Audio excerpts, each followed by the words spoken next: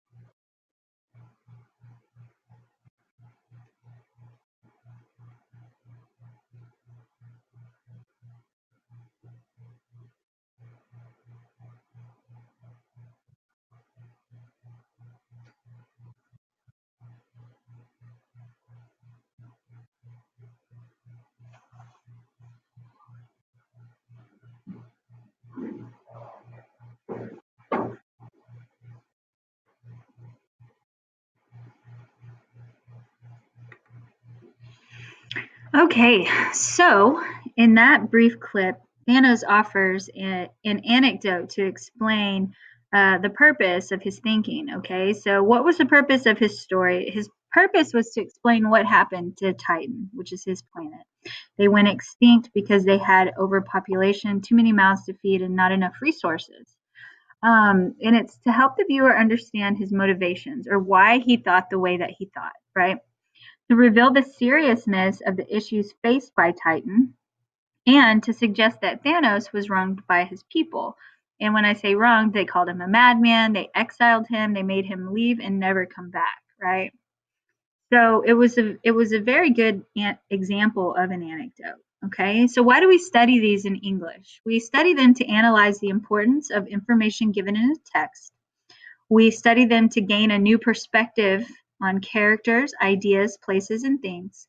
We study them to understand why certain events take place. And we study them to understand the motivation of characters and the author. Okay, so when we're trying to revise and add anecdotes in our own writing, okay, we need to ask ourselves questions and we need to focus our writing. Okay, so this is an example that I shared with you yesterday, and this was my original example of my writing assignment number one. Okay, I told you yesterday that this was a sloppy copy, that it could be strengthened and revised.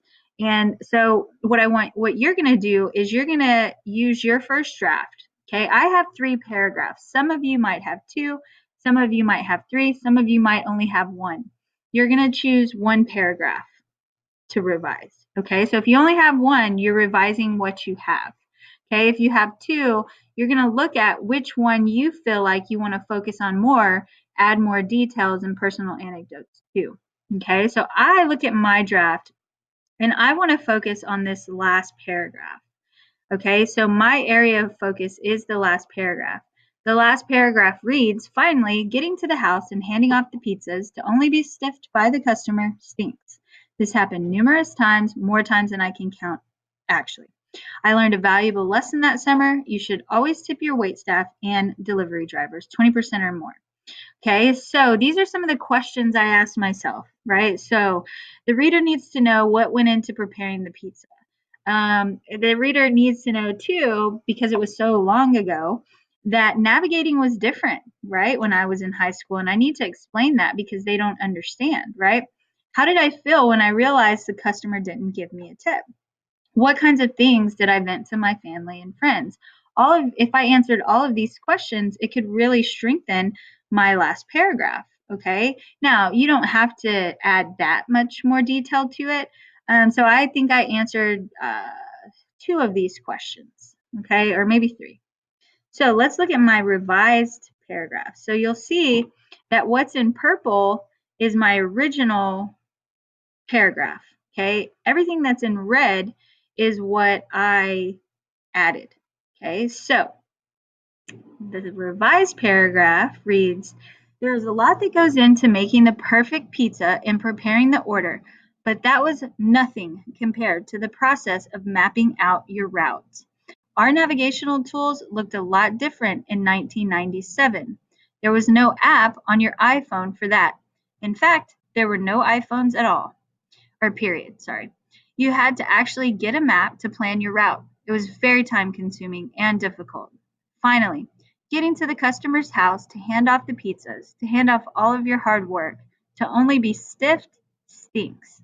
Some customers even had the audacity to complain that the order wasn't delivered quickly enough. If they only knew how hard I worked and how much time I spent making sure they received the perfect pizza. This happened numerous times, more times than I can count. I learned a valuable lesson that summer. You should always, always tip your waitstaff and delivery drivers. There's definitely more than meets the eye, and hard work deserves to be rewarded, especially when people depend on tips for their paycheck. Okay, so I added some details there, and I think that it strengthens my opinion. Okay, and so what you're going to do is you're going to pick one of your paragraphs. Okay, and you are going to revise and add personal details and anecdotes to strengthen your opinion. Okay, so let's go back into Wednesday's assignments. Okay, so here are the anecdote notes that we went over. This is, so you will just click on this, you'll get the PDF version. This is the video if you need to watch the video again, okay? And this is the actual assignment. So you will need to go back into Monday's assignment and you will need to copy. So go to the assignment, click on the assignment. You're going to need to copy your original paragraph that you want to revise for. Then you need to click back into Wednesdays, and what you will end up doing is you will paste that into this new assignment. Okay, you'll paste the original text and then you'll enter down and then you are going to revise. Okay, so when you enter down, I want you, anything that you add to your text, to the original, I want that to be in a different color.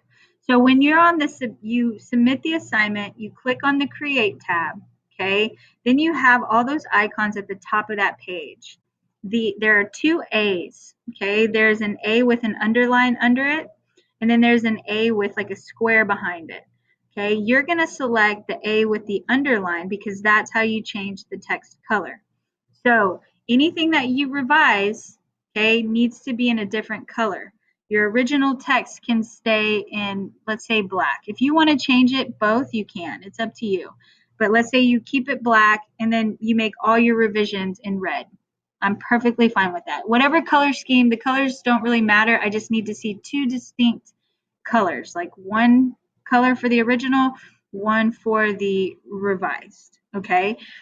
And again, you can use my example in the anecdote notes as a resource, okay?